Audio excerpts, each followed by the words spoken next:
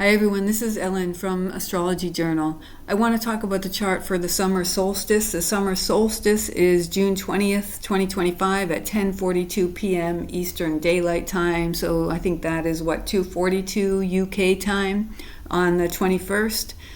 So it is coming up today. I'm recording this in the morning on June 20th. There are two yod patterns in this chart, and those seem to be the most striking features. So one yod pattern, it's these purple dotted lines.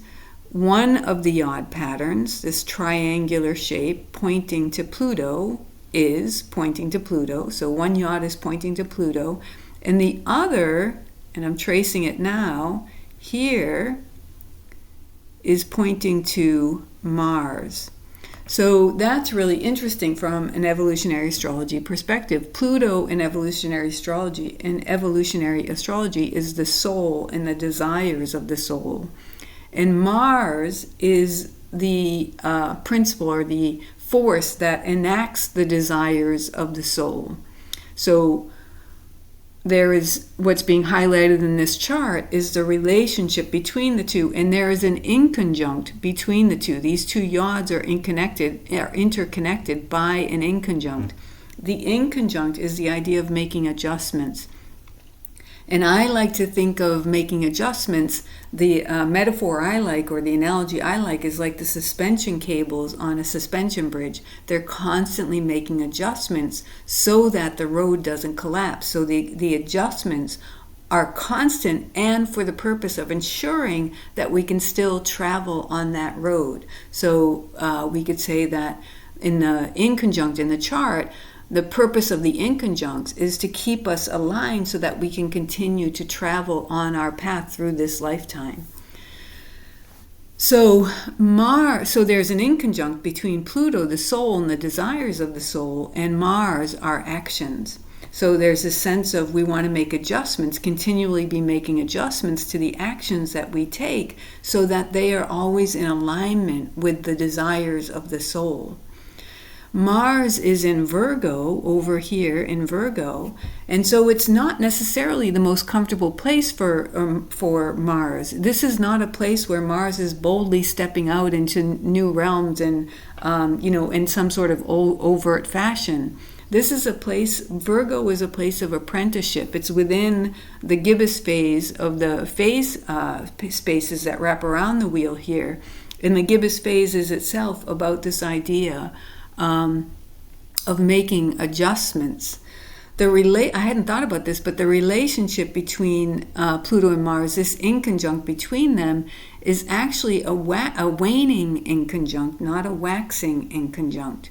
And the waning inconjunct falls at 0 degrees of Scorpio. If you count out the degree distance of the waning inconjunct, you land at 0 degrees Scorpio on the natural wheel. And that inconjunct has to do with this idea of making choices.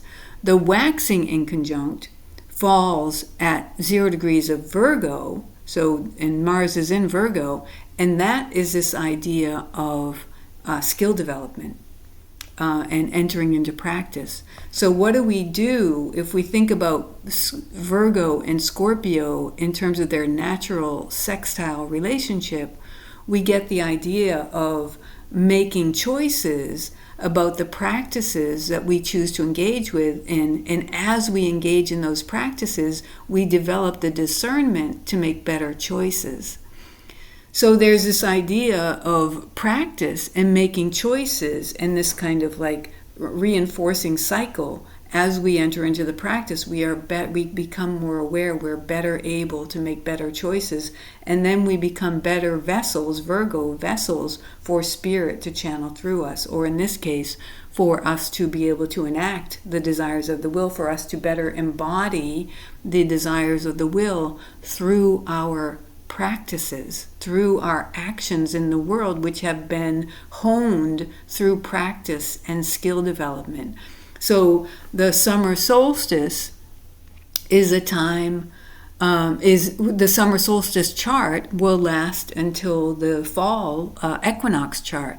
So this time period, these next few months, based on this chart, is really a time period for entering into our practices to better develop, hone our attunement to the desires of of the soul, and to better and to sort of craft a better container, a more true container to who we are and the desires of the soul, such that spirit can flow into these containers and ground here on earth, and we can be better presenters or holders of this energy of our souls, this energy of spirit. I'm not saying this very well right now, I apologize, but we can be better holders, better keepers of, perhaps given the times, a higher intention for humanity. Pluto is in Aquarius, so the desires of the soul perhaps is to move into a higher expression of the human potential. And so perhaps this time is to take, or perhaps the invitation in these next few months is to take the time to really realign ourselves, pay attention to the actions we're taking, ask ourselves, are these actions in alignment with my soul? Are they in alignment with spirit? And just continually make adjustments and really learn what is our craft path, what is our practice path, what are the skills we are here to develop to bring into being this higher dimension of humanity. We can't do it if we're not grounding our peace in that. And so there's an opportunity for each of us to be grounding our peace in this. So the Sabian symbol for Mars is two angels bringing protection. So that's a positive, right? As we, perhaps in the past, as we've taken action to realign, or as we've tried to enter into skill practices or just practices to bring ourselves into better alignment with spirit, perhaps we experienced negative consequences, and perhaps the energies this time around are supporting us and protecting us so that we can truly bring ourselves into alignment with this higher potential for humanity, rather than having to either be punished for it or shrink away from it or something like that. Punishment comes in when we look at both Pluto and Saturn. Saturn is the other anchor point of the yod that's pointing to Mars. So this idea of structure, and Aries is the life force. So structuring the containers that can contain the life force, the new emergence, or the emergence of this new humanity. Remember that Saturn was made a conjunction with Jupiter here at 0 degrees of Aquarius. It's now in Aries, so the 0 degrees of Aquarius, Saturn and Jupiter are the social structural planets for our society, you could say. And every 20 years they meet up and start a new 20-year cycle. So we're at the first quarter point of that new cycle. And Saturn is in Aries, the life force. Now it's about planting the seed of that new intention, that new cycle, and sort of starting to bring it into being. And Mars is saying, in order to be able to do that, what we need to do is enter into the practices, bring ourselves back and create the practices and make a habit of the practices that allow us to continually bring ourselves back into alignment with spirit, with desire, with soul. So that's, and there is this idea of protection, that this time around we're protected somehow, some way. The decan, the decan that Mars is in is Virgo 1 Virgo, the first 10 degrees of Virgo, and that's associated with the 8 of Pentacles, which has to do with apprenticeships. This is according to Biddy Tarot. Apprenticeships, repetitive tasks, mastery, skill development. So that's the sort of the bigger, so Virgo is a big context, and that's this idea of practice, skill development, purity, learning. It's our daily practices, what we practice day after day after day becomes our karma. And interestingly, the South Node is in Virgo. The South Node represents our past, so it's representing our past practices. Mars is just entering Virgo. They're in a waning balsamic relationship together, the South Node and Mars. So it's this idea of ending an old cycle, but also beginning a new cycle. So eventually Mars will catch up with the South Node and enter into a new 2-year cycle. It's about a 2-year cycle with it, I believe. And so we'll begin to part of what we're doing, you could say, now is we're assessing perhaps the practices we've been doing and making discernments about those. Are those truly keeping me in alignment? Maybe they did before, but they're not now. Or maybe the alignment they were keeping me in was survival and safety, and that took me out of alignment with my authentic self. We can think of Aquarius as having something to do with our authentic self. And so now we have the protection to be able to start questioning that and to be able to start shifting so that we can bring ourselves into a better alignment with who we are, as we also experience, and this will be happening as we experience the old patterns, like becoming aware of those old patterns, and by becoming aware of them, starting to see them or feel them fall away. And then that fits with the larger perspective of the gibbous phase also. I think of gibbous phase and Virgo to me are very almost like the same archetype. But so the larger space is the gibbous phase, and then within that is Virgo, and then within that is the decan, which is the first decan, so the apprenticeship, repetitive tasks, etc. And then within that is where Mars specifically is, 2 angels bringing protection, and that's according to James Burgess.